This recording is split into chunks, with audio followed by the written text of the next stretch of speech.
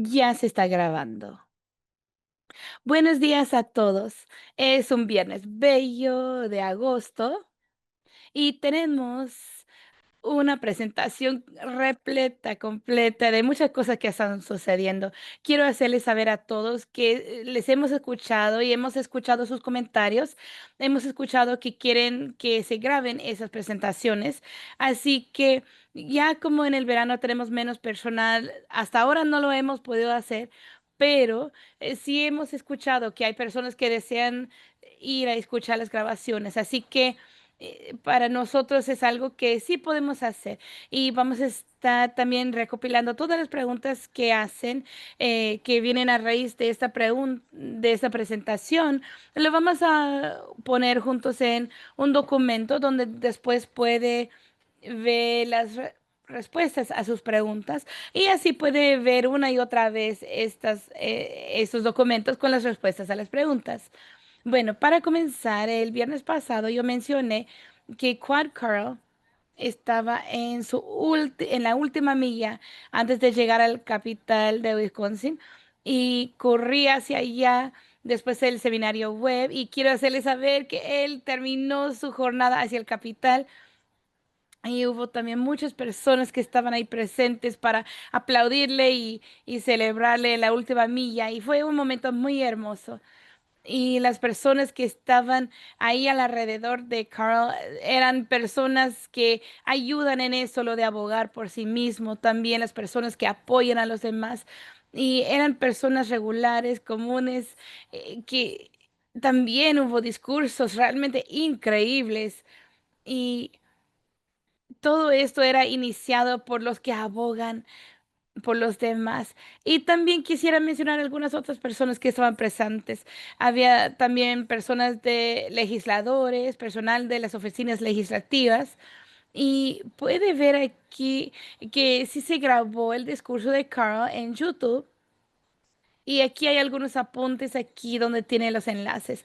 Muchos de ustedes han dicho que en el mes de enero eso es una cosa eso es algo, mejor dicho, que alguien decidió hacer a raíz de todos los cambios. Y ese es un hombre que fue inspirado a hacer esto.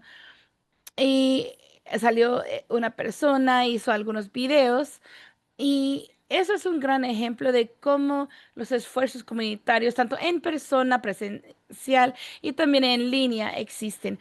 Otra cosa emocionante que sucedió la semana pasada es que nuestros amigos en la Asociación de Condados de Wisconsin dio a conocer su boletín informativo y una de las cosas que incluyeron ahí fue una evaluación de cómo la ley de legislación, de lo que pudiera significar para los condados.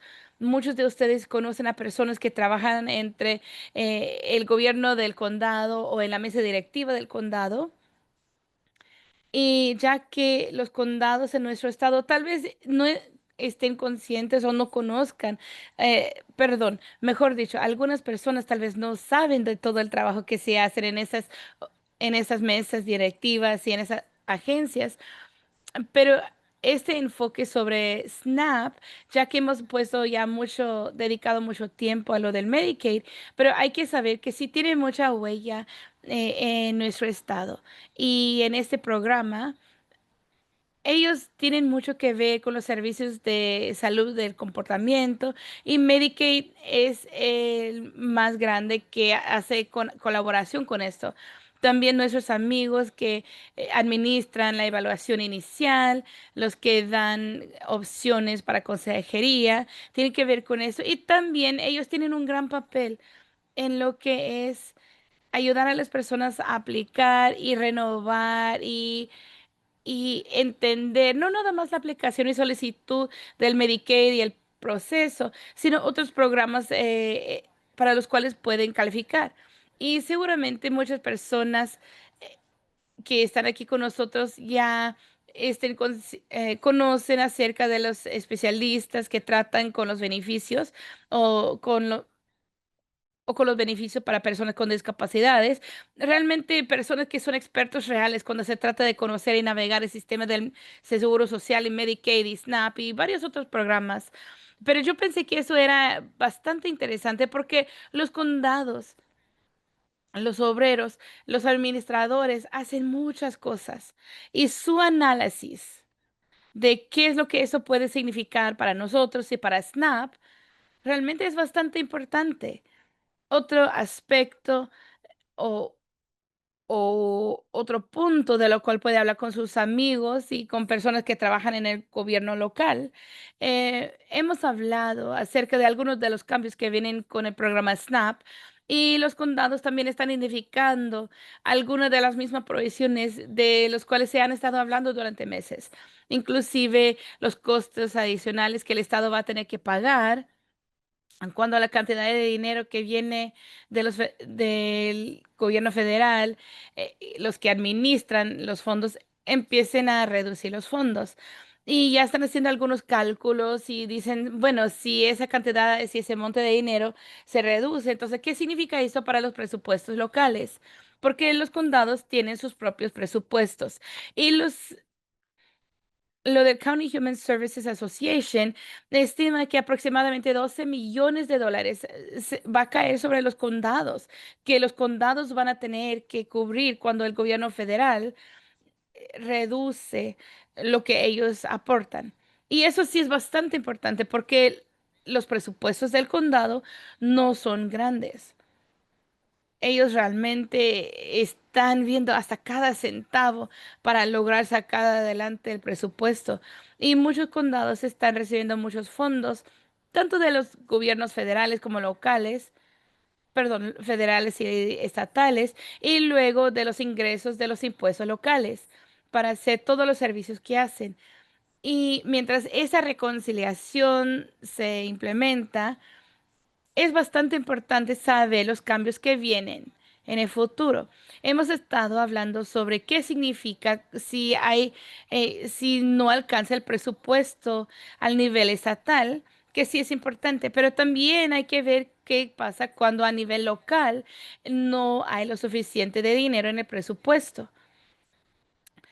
Tal vez los condados pueden tomar 72 decisiones diferentes dependiendo sus poblaciones y las prioridades que tienen y cuántos fondos tienen.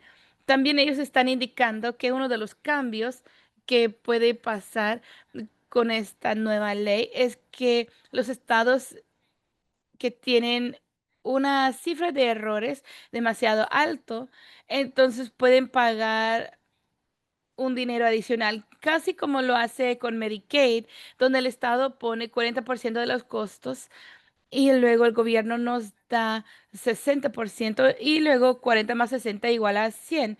Así que es la misma clase de política y mecanismo que se ha aprobado y se ha iniciado como ley, donde si hay errores a nivel estatal, los estados tienen que poner cierta cantidad de su propio dinero.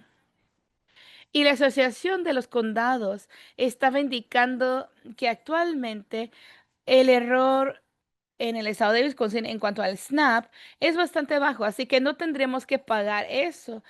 Sin embargo, están indicando también que lo que se consideraría como errores son cosas que realmente no son fraudes, sino errores.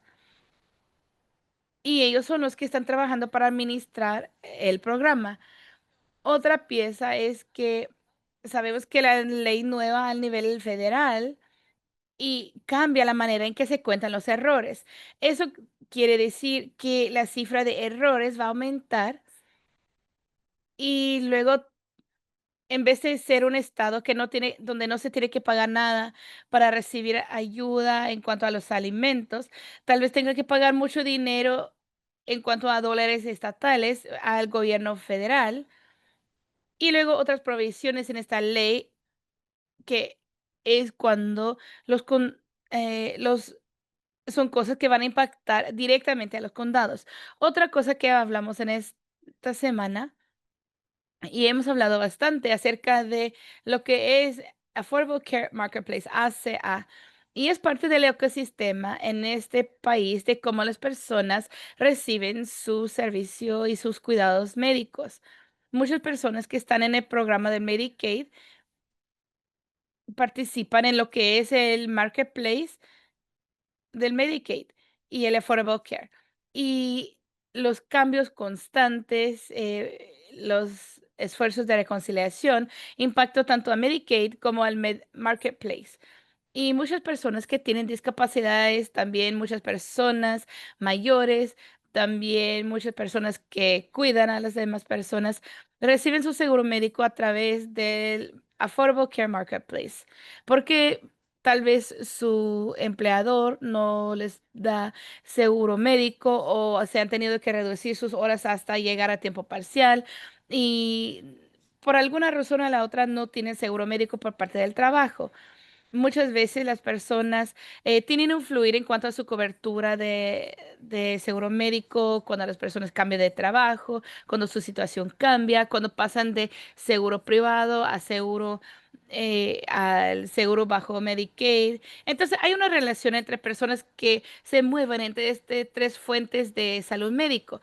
Y entonces los que abogan por las personas tal vez tienen preguntas y dicen, tenemos que entender un poquito más acerca de quiénes son partes del marketplace en Wisconsin.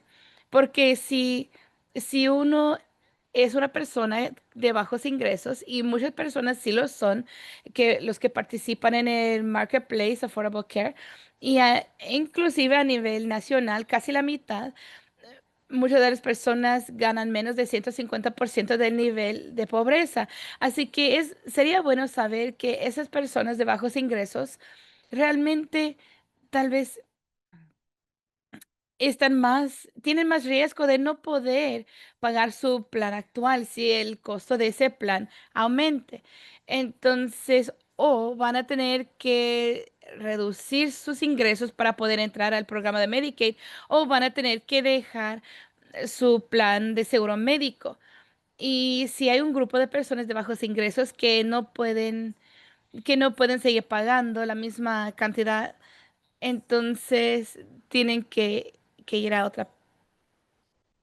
Entonces le preguntamos a nuestros asociados, amigos en la oficina de comisaría de seguros, ¿quién es la agencia estatal que supervisa el mercado ACA de Wisconsin? Les pedimos que nos compartieran algunas cifras y ellos nos dijeron que Wisconsin no tiene su propio intercambio de mercado, así que se usa el federal. Si alguien se va a apuntar a un seguro a través de eso, usan el sitio federal. Ellos nos compartieron algunas cifras. Así que ahora sabemos un poco más acerca de quién participa en ese mercado. Tenemos más de 3,000 personas en Wisconsin que usan planes a través de ese mercado.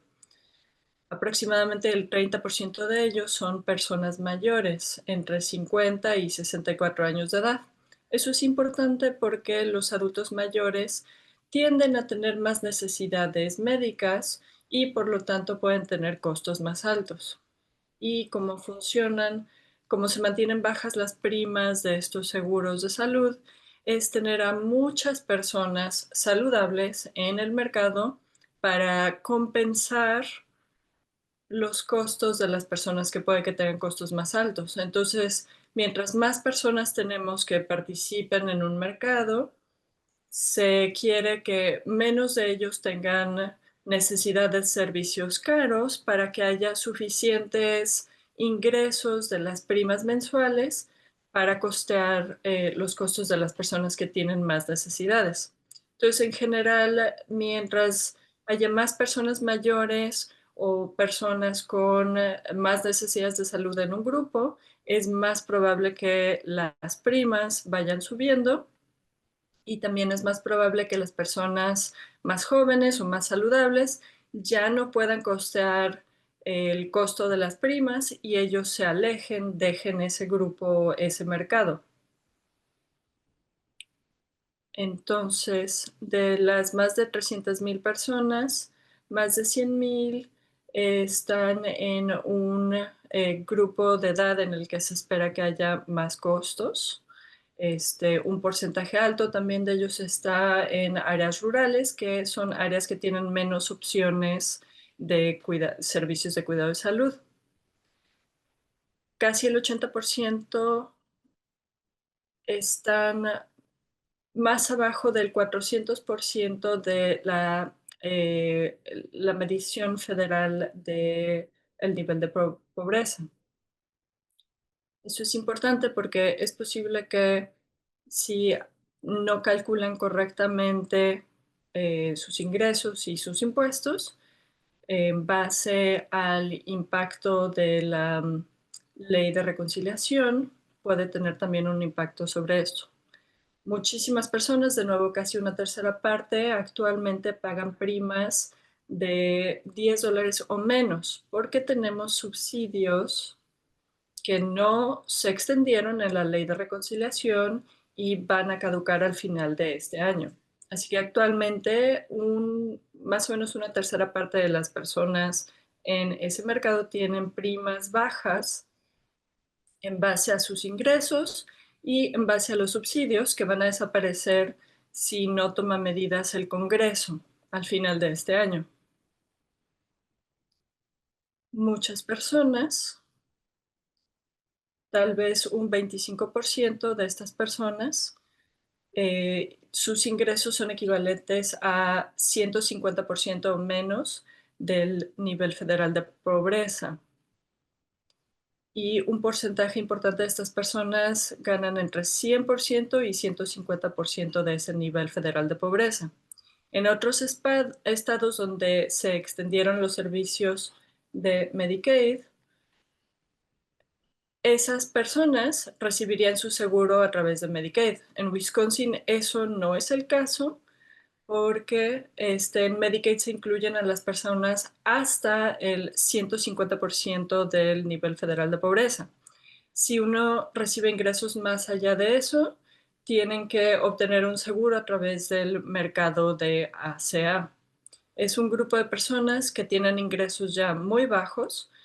Puede que sean parte del grupo que paga primas relativamente bajas gracias a los subsidios, y a medida que los costos de los planes aumenten o los planes cambien y se vuelvan menos valiosos y desaparezcan los subsidios, creemos que esas son las personas que tienen mayor riesgo de eh, moverse hacia Medicaid o bien estar sin seguro médico. En estas sesiones hemos hablado antes de cómo en las últimas semanas ha habido más y más cobertura diciendo que los seguros médicos están planeando aumentar sus primas, sus costos. Y están diciendo que tienen que aumentar sus costos porque los costos médicos han aumentado, siempre están aumentando, nunca bajan. Y también dicen que los cambios de leyes en la ley de reconciliación y que caduquen los subsidios, además de los aranceles que se han puesto en medicamentos y farmacéuticos que vienen de otros países, todo esto les hace decir que hay mucha incertidumbre acerca de cuánto van a costar estos servicios y quieren aumentar las primas para poder cubrir lo que ellos creen que va a ser el costo de dar estos servicios de atención médica. KFF, Kaiser Health News, dicen, llevan la cuenta de estos cambios a las primas. De nuevo, la Oficina de Comisión del Seguro Médico eh, nos dio esta información. Puse aquí la información de KFF para Wisconsin. Aquí pueden ver que hay muchos planes que planean aumentar sus primas y los rangos de aumento son muy diferentes. Algunos planes van a aumentar sus costos más por ser las edades o las áreas en las que prestan servicios, pero el aumento más pequeño es de casi 7%. En el país, el promedio de aumentos es de 18%. En algunas partes del país hay aumentos de hasta 50%. No vamos a saber cuáles son los cambios finales sino hasta el otoño, pero esto es algo que tener en mente y que estar observando. Si cambian las primas, los costos mensuales, eso va a impactar a las personas que obtienen seguro médico a través del mercado de ACA. Otro impacto del que no hemos hablado tanto todavía son el estado de los seguros médicos. El Estado paga cierta parte de las primas mensuales y eso sucede gracias a fondos estatales y federales. Este programa se llama ReSeguro, Reinsurance. Ayuda a reducir el riesgo para eh, las entidades que ofrecen los seguros médicos y ayuda a que ellos no tengan que aumentar y aumentar el costo de sus primas mensuales por temer que haya algunas necesidades de ciertas personas que sean muy caras. Entonces es un programa que el Estado usa para darle estabilidad a las primas mensuales. En base a algunas de las preocupaciones que tienen las personas en cuanto a que aumenten los costos en el mercado de seguros médicos, si al final hay gente que dice no vamos a participar en el mercado porque van a entrar a Medicaid o porque ya no van a tener seguro médico, la conexión entre que haya menos personas saludables, jóvenes, que dan ingresos para cubrir a las personas con más necesidades médicas, significa que va a haber más personas proporcionalmente con más necesidades médicas y eso aumentaría el precio de las primas. Suena complejo, pero este es el resumen. Si demasiadas personas no pueden pagar por los seguros médicos a través del mercado y dejan el mercado, esto puede causar otro déficit en el presupuesto estatal. Algunas cosas más que tener en mente durante este receso de agosto. La semana pasada mencioné un memorando de 5 páginas de un comité nacional republicano que le decía a los miembros republicanos cómo promover esta ley de reconciliación y específicamente cómo hablar sobre Medicaid y específicamente que deberían de decir que el billón de recortes a Medicaid lo iba a fortalecer a Medicaid. Hemos estado haciendo preguntas y ustedes han estado haciendo preguntas a los legisladores durante todo este proceso. Cuando hablamos con algunos de nuestros activistas y defensores, dijeron las preguntas que le están preguntando a los legisladores son preguntas que hay que hacerle también al público en general, porque son preguntas de sentido común y ayudan a ilustrar todas las cosas que no están claras y todas las maneras en que la ley de reconciliación pueda crear problemas graves para las personas normales. La idea de reúne los requisitos para una excepción de cuidador, que es un cuidador. La persona a la que cuido tiene discapacidades que cumplen esos requisitos. ¿Cuánto tiempo tengo que dedicar a esto? Todas esas preguntas son preguntas muy razonables que todo el mundo puede entender. Y es posible que el público para esas preguntas no sean solo los legisladores, sino todas las personas que usted conoce. Cómo responden esas preguntas va a determinar la pregunta, va a determinar si una persona puede mantener su seguro médico o no. Y eso tiene consecuencias importantes. Creo que muchas personas saben que hay algo en una ley, pero no han hecho el esfuerzo de entender cómo va a eso a impactar mi vida de todos los días. Las personas que trabajan en los condados han hecho este trabajo porque ellos tienen que lidiar con la administración del papeleo, etcétera. Entonces, cuando las personas reciben ese mensaje de los legisladores que dice que quieren que dejen el mercado, también es importante que entiendan que esta ley va a crear problemas importantes que van a significar que las personas que trabajan y deberían de ser elegibles para esto tal vez ya no van a reunir los requisitos.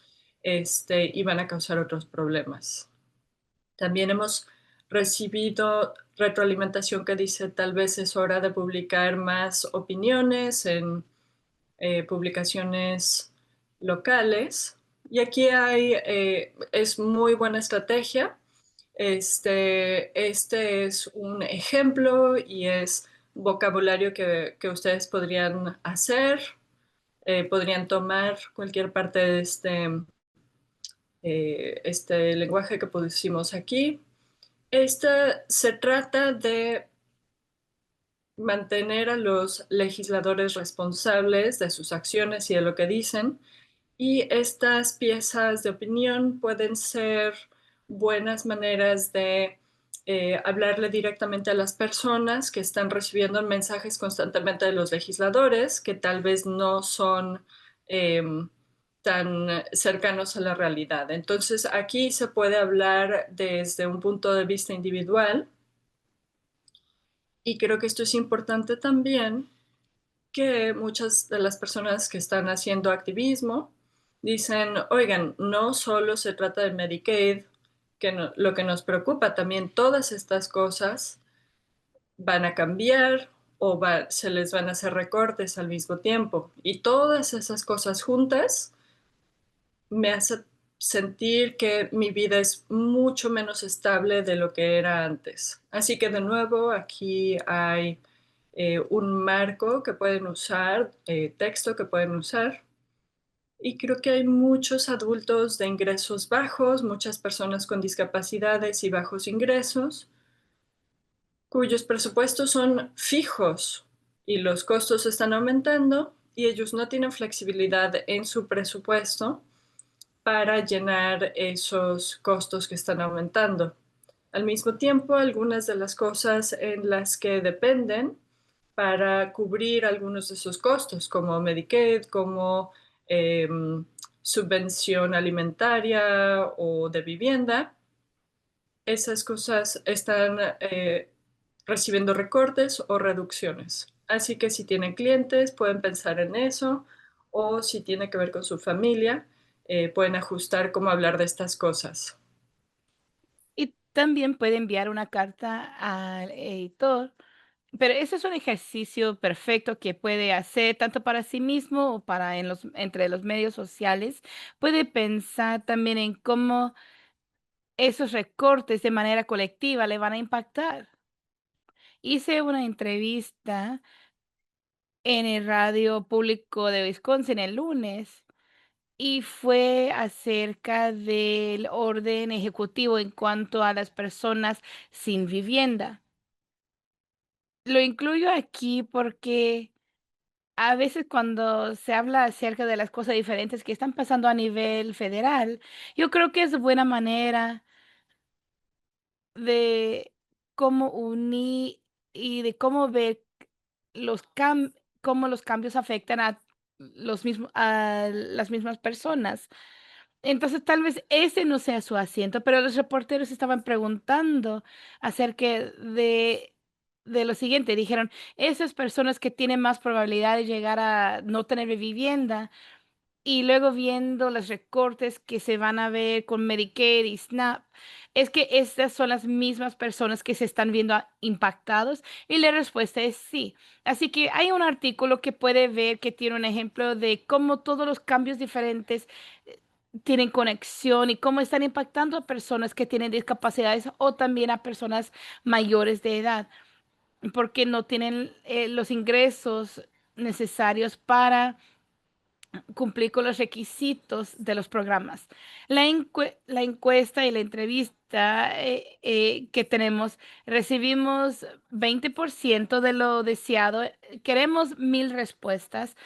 No hay fecha límite, pero sí estamos pensando que ya en el otoño ya eso va a ser el tiempo para dar a conocer los resultados. Así que si tiene boletines informativos, lista de correo electrónico o reuniones que se acerquen con grupos locales o con clientes, por favor, siéntese con toda la libertad de incluir el enlace a la encuesta entre los correos electrónicos y los boletines informativos que tienen en agosto y septiembre.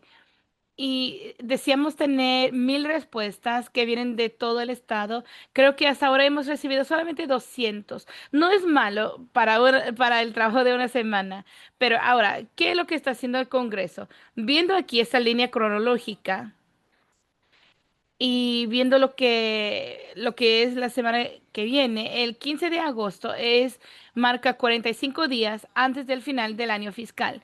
Y sí hemos hablado acerca de algunas de las decisiones y de lo que el director de la oficina de presupuestos de la administración va a intentar, y lo vamos a conocer ya para el viernes. Y la Casa y el Senado están en receso. Vamos a cubrir y hablar de lo que ellos hicieron antes de irse. Y lo que también se va a hablar es de lo que han estado haciendo para tratar de recibir aprobación para la ley de reconciliación. Hubo algunas reuniones locales, hubo muchas personas que no estuvieron contentos con la ley de reconciliación en su lugar. Y también hubo una cantidad bastante grande de representantes que tuvieron mucho cuidado en hacer cosas mientras estaban ahí presentes, pero que no dieron reuniones. Así que están yendo a lugares específicos, negocios y cosas así, pero no presentan ningún foro donde las personas pueden aportar sus ideas. Otro de Otro aspecto de los recortes que pueden suceder con el Medicaid y lo que está pasando para fortalecer el programa, que donde dicen que no es cierto y que no va a afectar a las personas, es que están diciendo que esta ley no costó demasiado. Están cambiando cómo ellos cuentan el dinero esencialmente. Están tratando de hacer parecer que la ley no creara, como si no hubiera creado el déficit que sí creó. Y la manera normal de calcular el costo es de ver cuando hablamos sobre los recortes a los impuestos.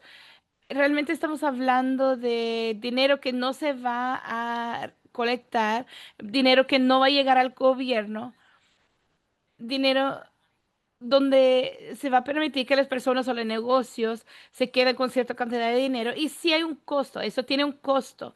Y en cuanto a las prácticas de contabilidad normal, dice, bueno, si uno no va a hacer esas cosas, entonces debería haber más dinero que viene al gobierno que se puede usar.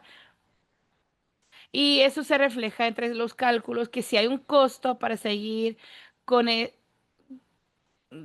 que hay un costo al no seguir colectando el dinero. Y la manera normal de calcular ese costo es que donde, por ejemplo, 4,5 trillones de dólares adicionales se agrega al déficit. Eso es la cantidad de dinero que no se está recibiendo y que no se está gastando. La diferencia es de 4,5 millones. Y así que ellos decidieron contarlo un poquito diferente. La política actual de no colectar tantos ingresos o de no colectar tanto que se pudiera, es un costo de cero. Y luego de esa manera la cifra cambia a 715 billones de dólares. Así que eso es una cantidad mucho más inferior. Entonces, parte de lo que están diciendo para tratar de ganar aprobación para esto es que están hablando sobre los recortes a los impuestos. Y lo que eso hace es que hace que se vea que hay menos dinero que entra y no hay costo. Y parte de lo que están también tratando de convencer a la gente es de decir que no hubo costo, y a la vez están diciendo que todos los recortes grandes que están haciendo en cuanto al Medicaid y servicios y cuidados médicos, están tratando de convencer y decir que no van a afectar a nadie. Entonces, lo vamos a hablar muy rápidamente, pero sí tenemos preguntas diferentes entre lo largo de esa presentación que tal vez se vayan a preguntar basado en cosas que están pasando. Eso es una de las preguntas que trata con esa relación. Si se está diciendo que los recortes a los impuestos no cuestan nada, entonces, ¿qué tal los costos de cortar esta cantidad de dinero del Medicaid, de SNAP, del mercado de seguro médico para niños, de la atención médica asequible. Entonces, debe haber alguna reacción en cuanto a esto. Sí hay algunos legisladores republicanos que están dando algunos foros y reuniones. Y creo que sí es importante saber que eso es algo que sí vimos con los demócratas cuando estaban considerando los recortes a la ley de atención médica asequible.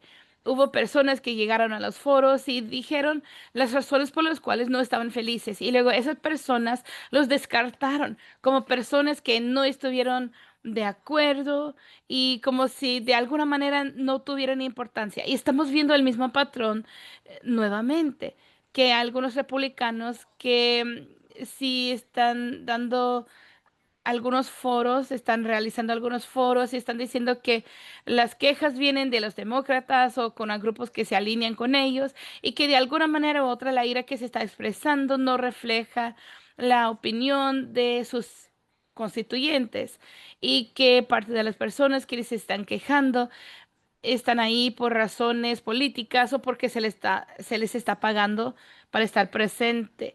Entonces hay que estar consciente de algunas cosas. Parece haber una idea o la idea que dice que si uno dice algo que no concuerda con lo que esa persona pudiera decir, que no confirma el mensaje que están tratando de enviar, a veces están tratando de decir ellos tratan a veces de descartarlo diciendo, bueno, parece que es una persona que no está de acuerdo y no tengo que darle atención a esa persona. Eso es incorrecto. Los miembros del Congreso actualmente sí representan a todas las personas que viven dentro de sus límites de su distrito. Y hay bastantes personas que sí viven entre los distritos y no todos están de acuerdo los unos con los otros. Así que aun si una persona que vive, aun si hay una persona que vive en un distrito donde, donde tal vez no se comparte la misma opinión que su legislador, quiere decir que sí debe ser tomado en consideración su opinión. Ellos tienen que escuchar de muchas personas que no están de acuerdo con las elecciones que están haciendo.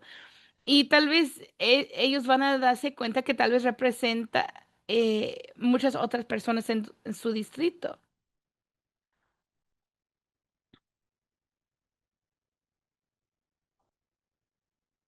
Ahora, pasando a lo del presupuesto federal de 2026.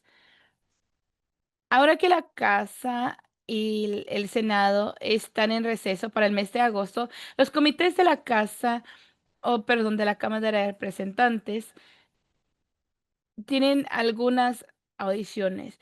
El comité de la Cámara ha hecho mucho progreso en cuanto a con los 12 leyes de apropiación que son parte del presupuesto federal. Sin embargo, no van a tener o no van a escuchar acerca de lo que es la ley de apropiación de labor, salud y educación hasta la parte final de septiembre. Y eso es importante porque muchas veces esa es la ley que tiene la mayoría de todo el contenido y es la ley más grande. Eso sí, el Departamento de Salud y Servicios Humanos es algo grandísimo. Es un departamento grande que hace muchas cosas y muchas cosas muy costosas. Y también lo que es el labor y educación hacen mucho trabajo que se tiene que ver con las personas con discapacidades y de la tercera edad. Así que al dejar esa ley para el final, eso es básicamente diciendo que hay más controversia en cuanto y que tal vez hay cosas que se deberían tomar en cuenta más antes. Hay otra idea que dice que si se está esperando hasta final de septiembre, hay que recordarse que el año fiscal se termina el 30 de septiembre, así que tal vez hay menos acuerdo. Y al dejar menos tiempo para realizar lo que se tiene que hacer, al dejar la ley hasta el final del año fiscal, hay que ver esto. este punto también. El subcomité del Senado también dio a conocer su versión de la Ley de Educación, Salud y Labor la semana pasada. Y, ¿saben? El Senado completó su trabajo en esa ley. La Casa y el Senado, perdón, la Cámara de Representantes y el Senado tienen que estar de acuerdo en el mismo vocabulario y lenguaje que se usa. Así que uno pudiera tener ideas diferentes y tal vez le pudiera gustar la versión sea del Senado y no de la Cámara de Representantes, pero hay que llegar a un acuerdo de lo que se tiene que incluir entre esa ley.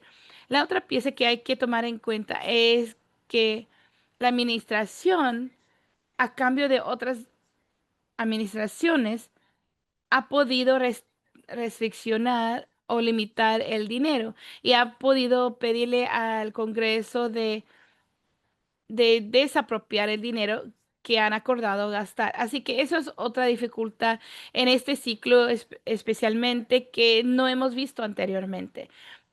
También hemos visto que el Senado y la Cámara de Representantes ha creado un presupuesto en cuanto a transportación y HUD, que es desarrollo urbano y de la vivienda, y no han dado los fondos con HUD hasta para mantenerse al nivel de los costos de vivienda que están cada vez creciendo y aumentando. Así que hubo un análisis que se dio a conocer la semana pasada.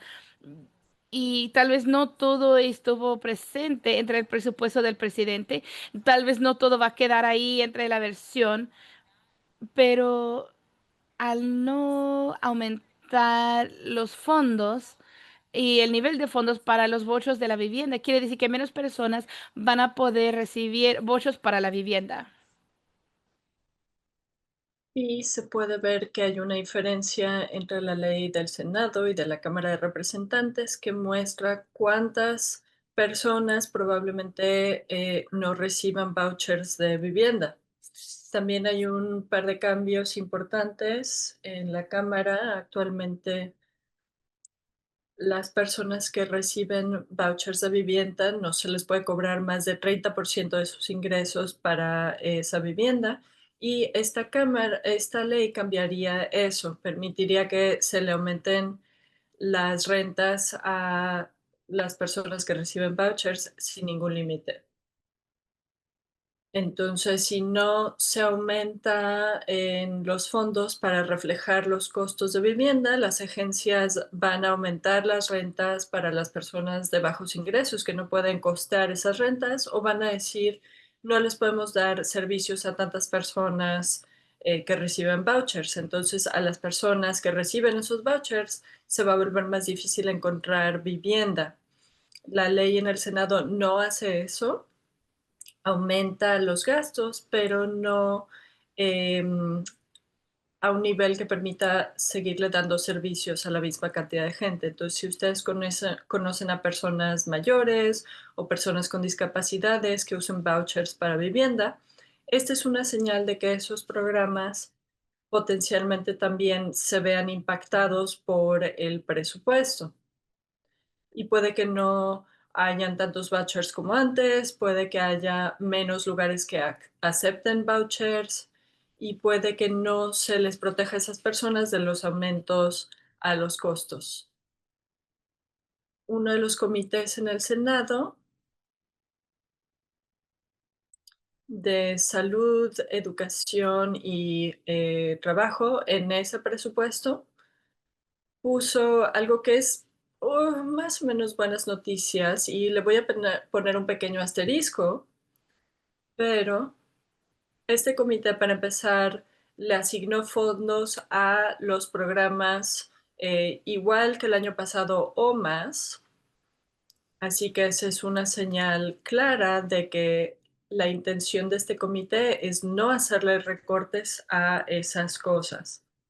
También algo interesante es que no reconoce y no hace cambios am, a la estructura que ellos creen que existe. Puede que recuerden ustedes en la primavera, le hemos dado seguimiento a los recortes a personal que han hecho este, diferentes agencias, diferentes planes de reestructuración que han publicado. Este presupuesto presupone que esas cosas no han sucedido, lo cual algunas personas interpretan como una señal de que el Congreso dice de manera sutil, miren, tienen que venir y hablar con nosotros para reorganizar y hacer las cosas que han estado haciendo. También en su informe sobre la comunidad han sido muy específicos en cuanto a las cantidades específicas de cada programa. También hay texto interesante que dice que se van a requerir informes de diferentes programas y que el informe va a requerir se reporten ciertas cantidades de gastos y a qué se dedican esos fondos. Y es una manera interesante de estructurar esto. Este informe no es una ley, no tiene esa misma fuerza, pero comunica la intención del Congreso. Este comité aprobó esta versión de esta ley de apropiación. El Senado no lo ha aprobado todavía y puede que la Cámara de Representantes tenga otras ideas, pero este es em, la mejor situación en la que hemos visto em, que los programas que nos importan tanto, sus fondos han continuado para el año que viene. Este es el Congreso diciendo, esto es importante y deben de recibir fondos al mismo nivel o mayor que el año pasado. Así que una pregunta que se le podría hacer al Congreso para asegurarse de que sepan qué ha hecho este comité. Y hay algunas cosas ahí en ese informe que apoyamos. Es relevante todavía hacer preguntas acerca de cómo el Congreso va a garantizar que la administración va a hacer lo que ha dicho el Congreso. Y también es verdad que el Senado y la Cámara de Representantes tal vez no están de acuerdo en cuanto a tiempo para aprobar el presupuesto en septiembre. Y esto crea una situación en la que tienen que aprobar una resolución de continuación para que sigan fluyendo el fondo, o hay que cerrar el gobierno, o van a hacer alguna combinación de eso, donde se va a aprobar fondos para el año que viene para ciertas cosas, mientras continúan dialogando acerca de las cosas que quedan pendientes. Así que esta es una pregunta especializada, pero la pregunta es, si no se aprueba el presupuesto final en cierto momento y se aprueba una resolución de continuación mientras finalizan el presupuesto, va a ser importante que esa resolución de continuación incluya los números específicos para cada uno de estos programas para asegurarse de que la administración gaste esas cantidades específicas de dinero en esos programas. Cada miembro del Congreso tendrá que votar para aprobar este presupuesto o no. Algunos miembros participan en los comités que hacen la mayor parte del trabajo en el presupuesto. Algunos de nuestros miembros son parte de estos comités, pero cada persona va a tener que votar para aprobar o no el presupuesto. Así que tengan eso en mente durante septiembre. Hemos hablado de rescisiones o anulaciones de bolsillo. Hay una descripción, digamos, sencilla relativamente de qué es eso, qué es esa rescisión de bolsillo. La idea básicamente es que la oficina del director del presupuesto que trabaja para el presidente ha estado reteniendo dinero que se debía de dedicar a varias cosas. Ese dinero no ha fluido a los estados y los grupos que debían de recibirlo. Llevamos ya 10 meses en este año fiscal y todavía no se han liberado esos fondos para algunas de las cosas que el Congreso autorizó recibieran esos fondos en marzo, cuando se aprobó la última resolución de continuación. La teoría del director de esa oficina es que si retengo ese dinero hasta que queden 45 días antes de que se acabe el año fiscal, que es en agosto, el viernes que viene, entonces no tengo que gastar ese dinero. Sea que el Congreso decida o no hacerlo, yo le puedo decir al Congreso que quiero que no gasten ese dinero. Y la ley me permite poner en pausa esos fondos y no los tengo que liberar sin importar lo que haga el Congreso. Esa es la idea. Significaría que básicamente la administración ha decidido retener dinero que asignó el Congreso y simplemente no gastarlo, sino hasta que se acabe el tiempo que determina cuándo son válidos esos fondos. En las últimas semanas ha empezado algo de rumores que al Congreso no le encanta esa idea y no quieren hacer más solicitudes de rescisiones o anulaciones.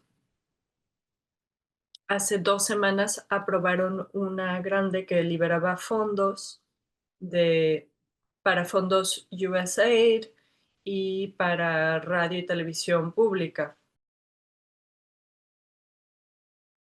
Así que ya hicieron una ley de rescisión y la idea es que el gobierno va a presentar muchas más de esas leyes. El Congreso está comunicando que no les gusta eso y los miembros demócratas han dicho, bueno, si no están cumpliendo las promesas que ya se prometieron acerca de cómo se van a gastar fondos, entonces, ¿por qué habríamos de negociar con ustedes con un presupuesto futuro si simplemente ustedes van a decidir ignorar ciertas partes de los gastos a los que nos comprometimos ya?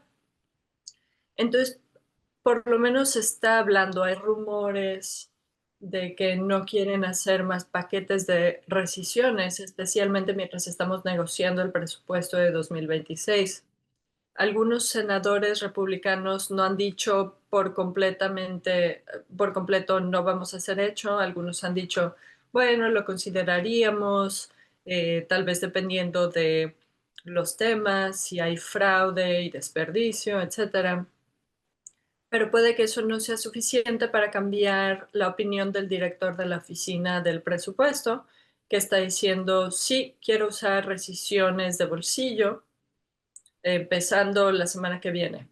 Entonces, la semana que viene vamos a saber si el director de esa oficina va a hacer esas solicitudes y si, digamos, han respondido a que al Congreso no le gusta eso. Si se hacen esas decisiones o no, el hecho es que la administración retuvo fondos y esos fondos no llegaron a donde tenían que llegar. Al final del año fiscal, si se llega entonces, el Congreso realmente no ha hecho mucho en cuanto a esos fondos y esos gastos. Así que hay cosas que el Congreso dijo, hay que gastar fondos en esto y esas cosas no han recibido esos fondos. También se ha hablado continuamente de si se va a hacer o no otra ley de reconciliación. Es un proceso administrativo que requiere solo una mayoría simple en lugar del 60% para ser aprobado. Recientemente ha habido conversación pública acerca de qué tal vez se incluiría en una reconciliación como esa.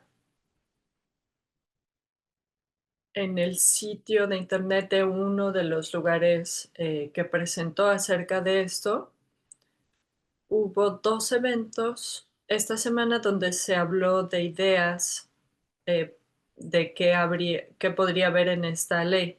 También se habló de otra ley separada sobre atención médica. Ninguna de estas cosas son de seguro todavía, pero es importante saber que el presupuesto de 2026 es algo importante que podría incluir recortes a cosas que nos importan, pero más allá de eso hay leyes que podrían suceder este mismo otoño de manera separada de la negociación del presupuesto.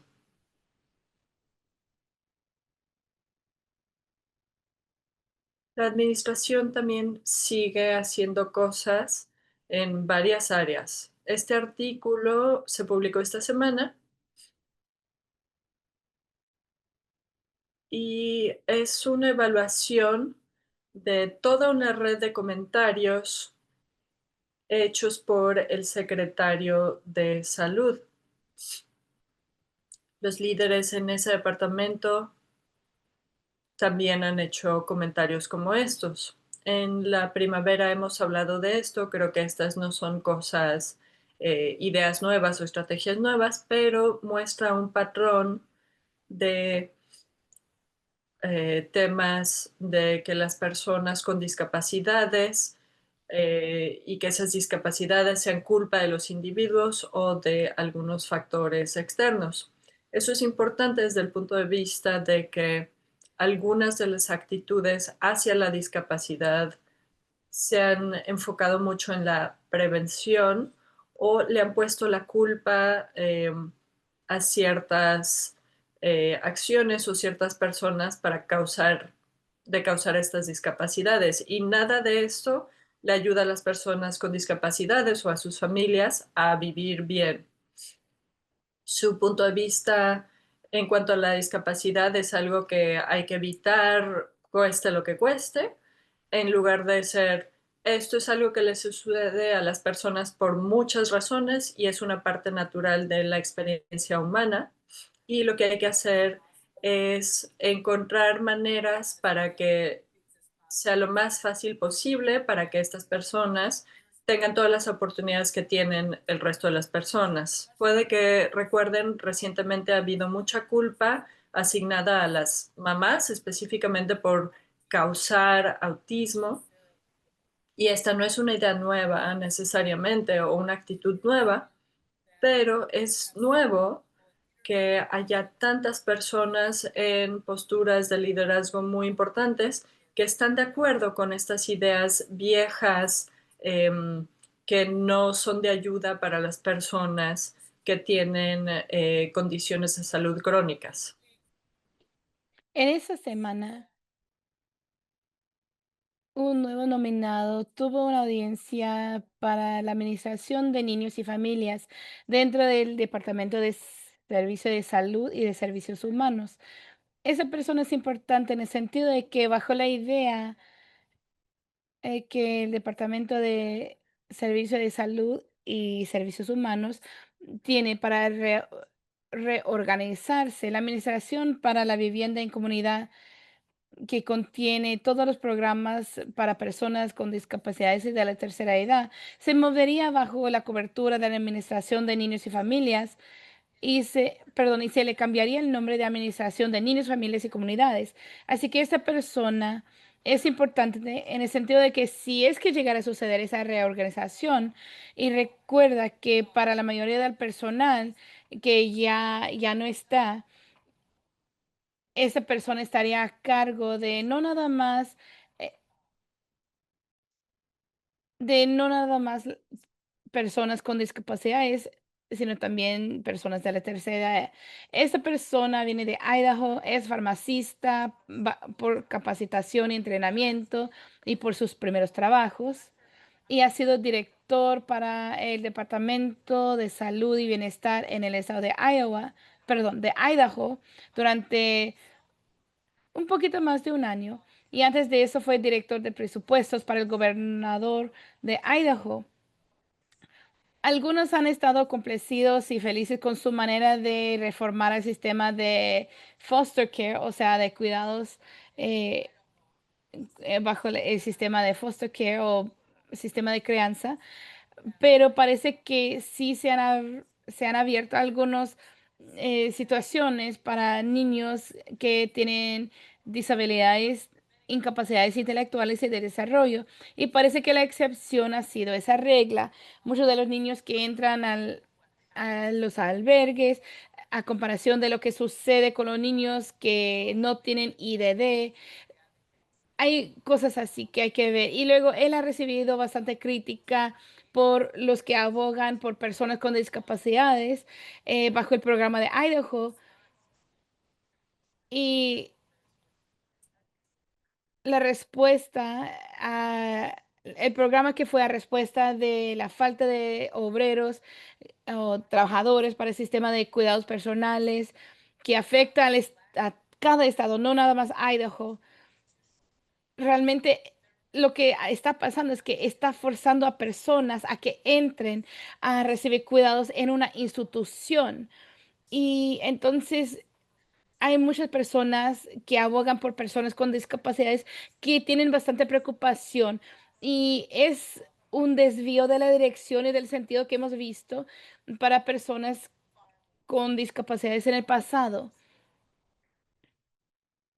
Y él es una persona que podría tener muchas responsabilidades por los programas federales en el futuro. También hay movimiento en cuanto a muchas agencias federales quienes administran programas que los estados pueden solicitar permiso, gobernarnos de cierta manera. Eso es cierto para Medicaid. Cada vez que uno escucha la palabra exención de Medicaid, esa exención se está haciendo referencia a donde se le pide al Estado permiso para hacer cosas de una manera, de cierta manera. Otras agencias federales tienen una relación parecida y el Departamento de Agricultura maneja el programa SNAP. Y si un estado decide hacer las cosas diferentes con su programa de SNAP, es a ellos a quienes se les solicita permiso al Departamento de Agricultura. Esto de nuevo es otro señal que quieren, ciertas políticas que los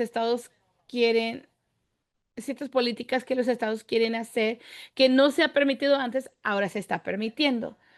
Y muchos estados que ahora están pidiendo exenciones para controlar o hacer restricción a la clase de comidas que las personas pueden comprar o a las comidas que pueden comprar. De cierta manera, esa es una idea antigua.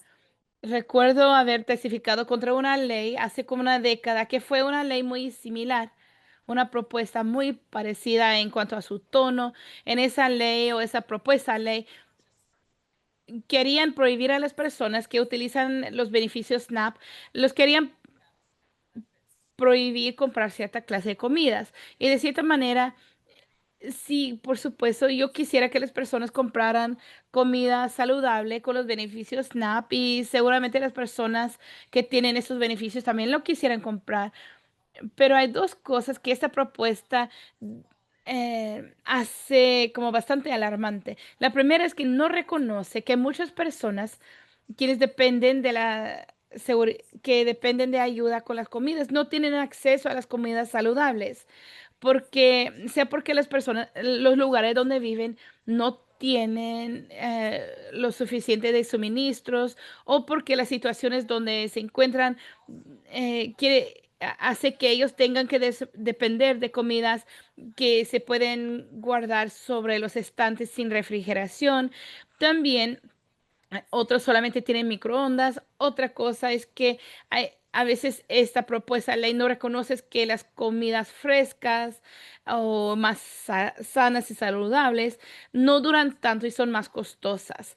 Así que las personas que están tratando de hacer, eh, hacer que rinda lo suficiente cada dólar y que haya lo suficiente de calorías para mantenerse satisfechos, pueden tener todas esas cosas, manejan sus decisiones y tal vez hay personas y los que toman decisiones tienen que entender es que tal vez otras personas tienen una vida diferente a lo suyo y los que toman decisiones que podemos decir como de una manera de los patriarcos por decirlo de otra manera, a veces ellos piensan que pueden tomar decisiones para personas que participan en los programas porque piensan que las personas en esos programas no tienen capacidad de tomar las decisiones o a veces piensan que cosas diferentes se deben hacer, pero muy a menudo esas personas, los que toman las decisiones basado en su realidad,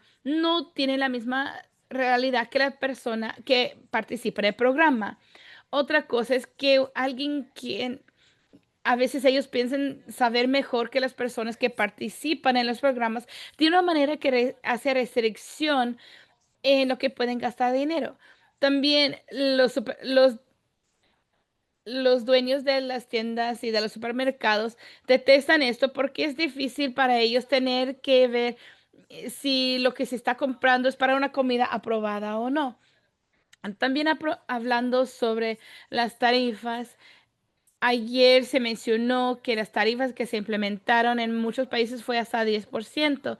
Específicamente hemos estado hablando acerca de los farmacéuticos, las medicinas y bastante de las drogas o medicinas que se usan en este país dependen de un suministro internacional, tanto para los medicamentos genéricos y igual como de nombre. Y las tarifas que se están escuchando en las noticias, específicamente en cuanto a los farmacéuticos, eso es otro factor por lo cual los de los seguros médicos se sienten muy nerviosos porque viendo cuánto es el costo de esos medicamentos, debido a las tarifas van a aumentar de costo y luego se va a tener que ver con el asegurador médico o con Medicaid o con los presupuestos de Medicare. Otra cosa que los oficiales de la administración están haciendo referencia es en cuanto al seguro social y a hacerlo privado. Y están pensando en una nueva provisión y una propuesta de reconciliación. Y han mencionado establecer una cuenta de ahorros de $1,000 para cada bebé recién nacido. Así que eso es una manera que están empezando a hablar sobre cómo hacer privado el seguro social. Eso es algo nuevo. Y luego hay otra propuesta que todavía no ha salido completamente, pero es algo que podría cambiar cuánto las personas que ya están dentro del sistema de seguro social, de cuánto ellos podrían recibir en cuanto a los beneficios. Hemos visto esta técnica en algunos lugares diferentes, que este cambio y el cambio de lo que se considera ayuda pública tiene un afecto continuo. Y eso es otro ejemplo de cómo actualmente las personas que reciben SSI no reciben una reducción de beneficios si viven entre hogares que reciben SNAP. Y el cambio que están proponiendo es no considerar SNAP como ayuda pública. Realmente ver a una política de los 1980 y lo que pudiera resultar a consecuencia es que muchas personas que actualmente reciben SSI podrían verse con los beneficios reducidos, especialmente si ellos viven con otras personas a quienes el gobierno espera brindar alguna clase de apoyo y mantenimiento. Así que hay que mantenerse sintonizados para escuchar más acerca de esto en el futuro. Hay muchos artículos que siguen saliendo que tienen mucho que ver con el impacto sobre la ley de reconciliación. Hay un artículo interesante que también trata con la historia. Si es que quiere leer algo en fin de semana, yo pienso que sí tiene mucha relevancia aquí porque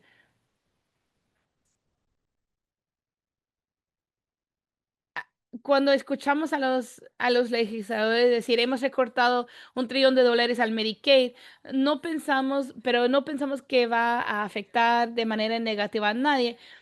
Esta forma de pensar es la lógica detrás de esta idea es que no se tiene que ver con la cobertura de salud y el hecho de que las personas se mantengan saludables.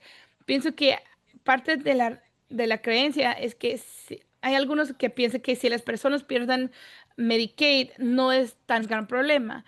Y yo pienso que hay unas formas y opiniones diferentes ahí. Hay un artículo que trata con eso. Hay otro artículo que trata con la opinión de, de varias poblaciones de personas quienes dependen de Medicaid. Y algo interesante de esto es cómo la deducción en cuanto a cobertura retroactiva pudiera, podría, podría haber. Entonces, y eso es algo especialmente para madres recientes o nuevas mamás y personas que sufren heridas traumáticas, personas de la tercera edad, donde algo de repente le pasa a alguien. Y yo pienso que pueden tratar de pensar en la cobertura de una manera menos retroactiva.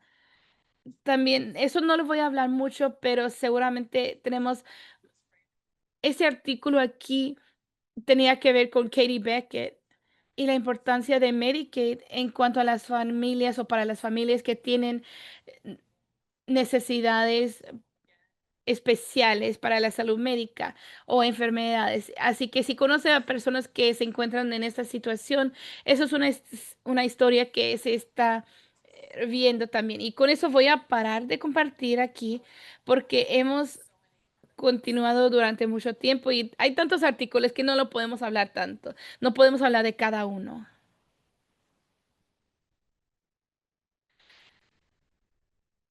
Sí hubo algunas